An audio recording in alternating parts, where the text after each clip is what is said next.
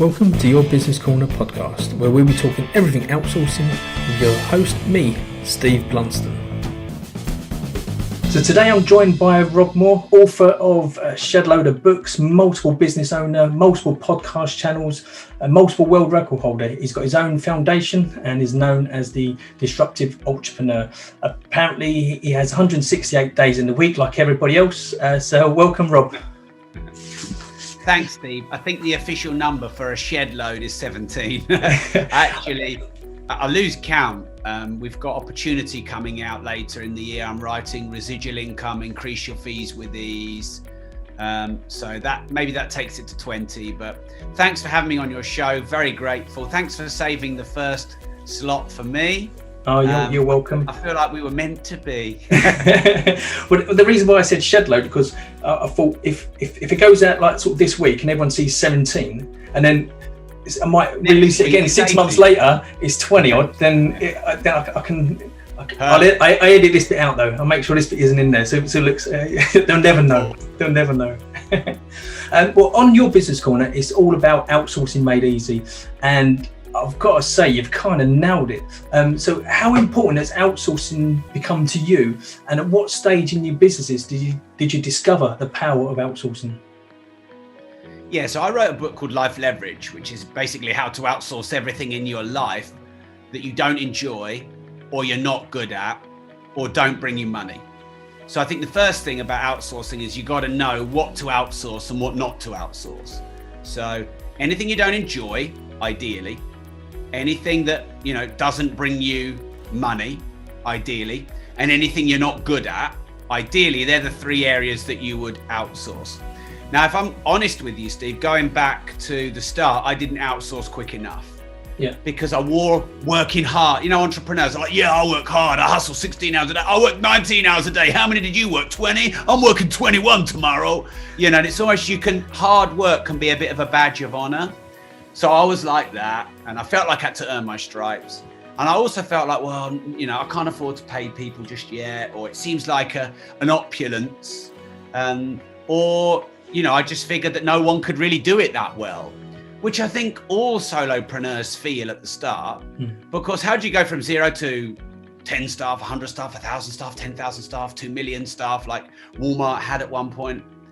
By outsourcing, whether it's outsourcing admin, expenses, finance and accounts, design, web, coding, etc., or a full-time position. Because outsourcing is either an hourly task, like take all my receipts and put them on a spreadsheet and send them to the accountant. That's an hourly task in outsourcing. But having an MD running 4 companies for you, that's also outsourcing. But it's easier than ever now to outsource because there are people that will do it per hour. In fact, there's even a website, I think they may have changed their name, but it was called People Per Hour.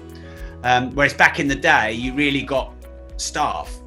I don't know when a PA became a VA. I remember meeting someone 16 years ago, and she called herself Miss Moneypenny, and she was your James Bond style virtual assistant. So maybe 20 years ago, 25 years ago, a VA became a thing. But it makes it easier to start. It's quite simple actually. You get a piece of paper, draw a line down the middle, and you go income generating tasks on the left and non-income generating tasks on the right. And you just go through all the tasks that you do in your job, start up or scale up.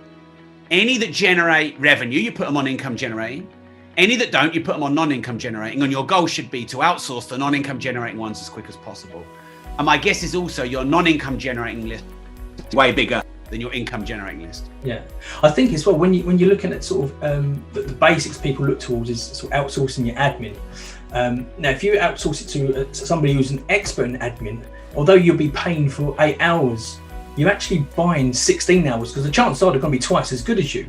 So you're actually freeing up 16 of your own hours, even though you're actually purchasing 8 hours. And I think that's where some people miss that aspect of sort of outsourcing as well. Is making sure that you're sometimes doubling or even more of your time. You've made a very wise point there, because let's say coding, had to do some HTML for my website. Well, someone who can code will take an hour and I will take 5 and I'll mess it up. So actually hiring someone better than you at the job will save you, like you said, 2 hours to 1 or even 5 hours to 1. It's a very good point. Now, for many of us, you and I, Steve, it's really easy to go, well, that person's better at doing admin than me. But in any area of your business, sales, marketing, finance, accounts, HR, you can find people better than you. Your goal should be to find people better than you, because you have to let go to grow. Yeah. And I think with Life Leverage, the book's now has been it's 5 years this year. I think back in January, I think it was 5 years release. Do you still use the principles in the book? And also with the technology now in the last 5 years, are you going to go back and do like a revisited edition? So the answer to the revisit edition is yes. My publisher asked me to do an anniversary edition, 5 years. So we're actually doing, that's 21. We're actually doing an anniversary edition of that. That'll be a 20% change though, it won't be a full rewrite, because when I write a book, I want the content to be evergreen, because if I write it and it goes out of date in a year, I've got to write it again, or having an out of date book maybe doesn't look that great. So I focus on fundamentals and principles and strategies and tactics that last. So 95% of that book, 98% of that book will be relevant today. So the answer to your question is yes. I'm going to write an anniversary edition. Can you remind me of the first part of your question so I can answer that well? And do you still use the principles that are in the book today? The answer should be obvious. Yes, I only use principles, and I only write about principles, and I only talk about principles that I know. I get asked a lot about, Rob, what's your thoughts on Bitcoin? When are we going to be out of lockdown? Yeah, and I always decline those answers. Or I tell people my thoughts with the massive caveat that I'm no expert. I was in a Clubhouse room today called Ask Women Anything, and I asked a question, then people were asking me questions. I'm like, well, knowledge, I am a woman. Therefore, I'm going to decline to answer that question. So yeah, all the principles in the book I use, like net time leverage, and finding that one task that is 5 times as important as the other tasks, and outsourcing, and creating systems and processes and standard operating procedures, and understanding the value of time and knowing my hourly rate. Yeah, I use them all. Cool. I think on your books that you've written, they're all at the same kind of pace with regards to the business part of it. Apart from that one book where it's about what am I worth. I've read it myself, and it was kind of although you do address the business aspects of things, it's more about making sure you stay sane.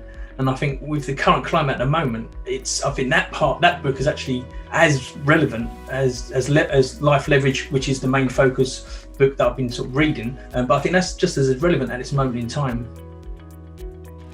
Yeah. So really, my book I'm Worth More was more of a passion project, because my gut told me this won't sell on the same volume as Money and Life Leverage. Start Now, Get Perfect Later. Those books are practical, how-to books that address very specific topics: money, outsourcing, time management. But I'm Worth More is a bit more ethereal. What are you worth, and your self-worth, and addressing your self-worth. It's my book that I've written out of all of them that I think does more in terms of kindness and support and helping people with their own self-worth and imposter syndrome and all those things. So I'm really pleased that I wrote it. And hey, maybe that one will all of a sudden just go viral. I don't know. But I wrote it more to help people than to think about what concept will sell the most books. Life Leverage has sold the most, but it is a bit older than Money. But pound for pound, at day for day, Money's probably my best-selling book. I was told by my publisher it sold more books in the UK than any other money-related book. They told me that. So yeah, I really believe that was connected to your foundation. Is that correct? Yes, I give my profits of money to my foundation to help young and underprivileged people start meaningful businesses to change the world. That's pretty cool. Actually, I was actually reading the website part of it with my teenage son, because he's doing a business course at the moment in school, which is fantastic. It's away from the normal academic lessons, so I feel I can actually help him with it, because all the others are now out of my league, as it were, as they get older. But I think he's when he looked at your foundation, it's like, it was really fascinated by it. So I think you've really caught on the engagement of a lot of younger entrepreneurs that are coming through, even at 14, before even the university and college years, as it were. So I think it was a massive well done from my side. Oh, thank you. Yeah, that is what I want to do. You know, if you can catch people at 14 and inspire them that they can start meaningful businesses, products and services that change the world, you know, those that have a bit of entrepreneurial flair or spirit, or parents who want their children to have entrepreneurial flair and spirit. There's nothing wrong, by the way, with not having that and wanting a safe and secure job. I don't criticize that. There's room for us all. But hey, some people like me, I'm unemployable. And if there are any rebellious, crazy, creative, disruptive, demanding, relentless kind of people out there that want to do big, you know, liberating, exciting, chaotic things, then I'm your man. Well, I think that's the whole point of outsourcing, isn't it? It's as a budding entrepreneur, I want to do the things that I love, and I speak to people and I'm like, and this is how I got into sort of looking at outsourcing. Is there's a lot of stuff that I don't love, and I was speaking to this one lady who is a virtual assistant, and she goes, I just love admin.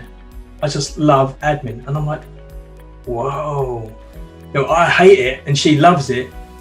I just give it all to her, and it's just like a perfect match. And I don't think, whilst there's enough of us, there's 4 or 5 times as many people who love the admin, love the accounts, love the coding, and they don't want to be or have any interest in being an entrepreneur. But and that support is out there for every single one of us. 100%. Look, it's great that we're all different. You know, human beings tend to want to either change people's opinions to be more like them and think more like them, or they want to surround themselves with people who are common and have similar interests. I don't want to surround me and my staff with a load of other entrepreneurs, because it'd be crazy. It'd be like, you know, the film Blade, where they're downstairs in the basement and that song comes on, and then the blood comes out from the ceiling, from the fire, whatever they call those things that squirt water out, and then they all turn into vampires and they all eat each other. Well, that's what a company would be like with 20 entrepreneurs all trying to work together. So actually, you know, the admin person needs the visionary needs the admin person. So yeah, I embrace all types. Find out what you're good at, find out what you love, and then align yourself with other people who are good at the things you aren't. You have good partnerships. Absolutely. Now, with your social media at the moment, you're all over it. I don't know whether it's just my links, but every time I turn on something, your name's popping up there. And obviously you must, but you must have a big team which now supports you with the amount of stuff that's out there. But how did you start off? So really, how I started off isn't really relevant. What's relevant is how should anyone else start off? Because actually I was too slow on most of the channels, and thankfully I haven't been too slow on Clubhouse, and I think I'm not slow on Clubhouse, I'm fast on Clubhouse, because I was too slow on all the others and missed the boat. I'm even doing daily TikTok videos, daily Instagram reels now, because I don't want to miss the boats. You know, when the reach is not restricted, when you know there's more viral and organic growth. So I thought about starting a personal brand in 2007, and my business partner and I agreed we should focus on our property companies, and that was a mistake. I should have focused 70% on our property companies and 30% on my personal brand, because I'd have 10 million or 100 million followers now. There's no doubt. Because I'm seeing how the compounded growth is going now. So what people should do is not do what I did, and they should dedicate some of their time consistently each day or week to social media. Now, how much depends on certain factors. If you've got pretty good money, you're scaling up, you've got some time that you can afford to donate, then you should do 30, 40, 50% of your time on building your personal brand. If you know, be a startup, you need to put the money in the bank, that's the most important thing.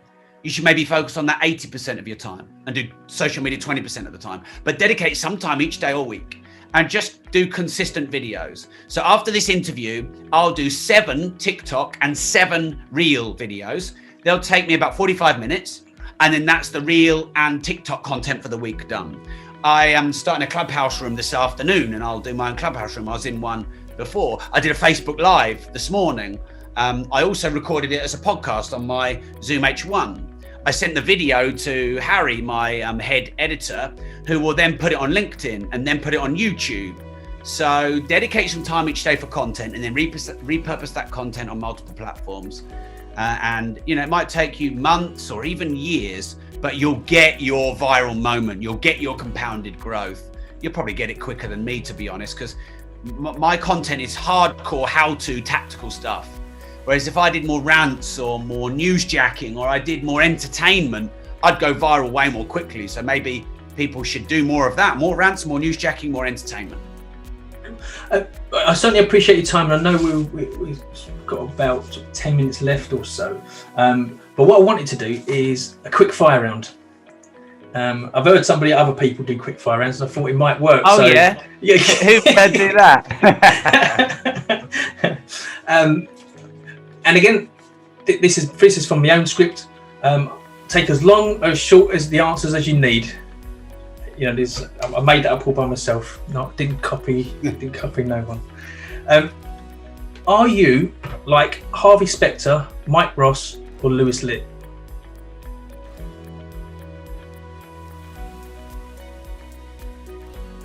Honestly, at some point, everyone who watched Suits wanted to be or thought they were like Harvey Specter. Male, anyway. But I have to be honest, I'm not as cool as him, I'm not as good looking as him, and I'm not as confident as him. I'm probably a merge of all three. I'm probably a bit clumsy and bumbly like Lewis. I'm probably a wingman like Mike, but I am a boss like Harvey. So complete cop-out answer, but to be honest, I was thinking the same thing when I wrote it, and I'm thinking I would like to say I'm Harvey, but I just ain't. You know what I love about Harvey, and this is not what most people think, but I actually loved watching Suits because of the inspiration for this thing. Anytime there's a problem, Harvey goes, it's done. I'm getting it done. I'm dealing it with myself and I'm getting it done. He was a fixer. And I think in business, when you don't whinge and moan about your problems or wish they, would go away, or why me or why now? And you go, do you know what? I'm fixing it. It's done. I love that about Suits, how he is like that. That's the most inspiring quality, I think. No, there's another one called White Collar. That's pretty cool. Never seen it. Yeah. Check it out. The lead guy in there, you want to be like him as well. He's pretty cool. But, well, we all want to be like the lead in Billions, don't we? We all want to be like him. Yeah, definitely. Which business person would you have liked to have started a business with? Because I know you've got multiple businesses at the moment. Well, look, my business partner Mark Homer is an absolute genius in his areas of focus, and I would never want to replace him. And not as a replacement, because I do know how important he is to the whole of your success.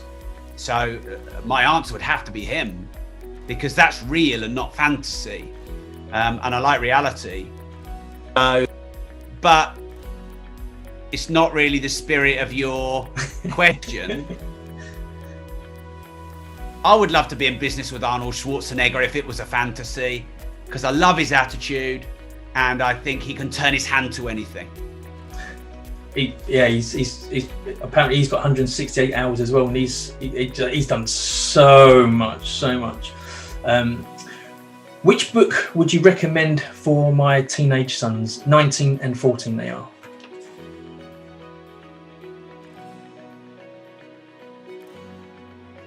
Right, I'm going to give you 3, and 1 is mine, because, hey, look, I've given my time for free. I could at least shout a book out.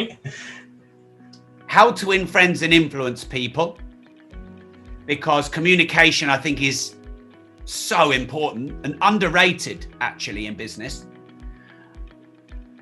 Think and Grow Rich by Napoleon Hill. So How to Win Friends and Influence People, I think that was that Dale Carnegie? I think it might have been. How to Win Friends and Influence People, Think and Grow Rich, and then my book, Money.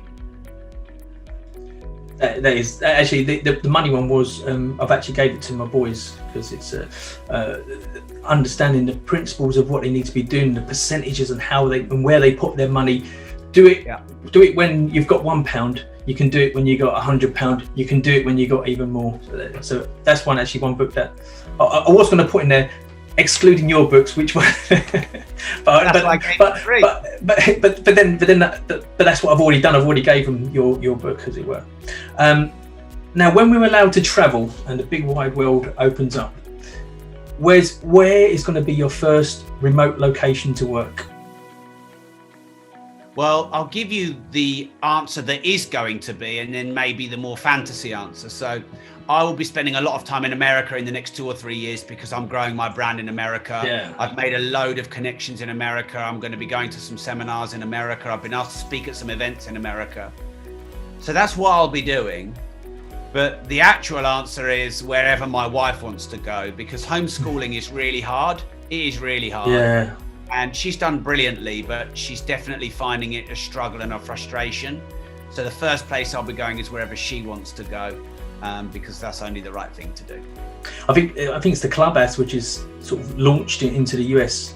More, so I would imagine over the last couple of months that destination's probably completely changed from where you thought you was going to be going.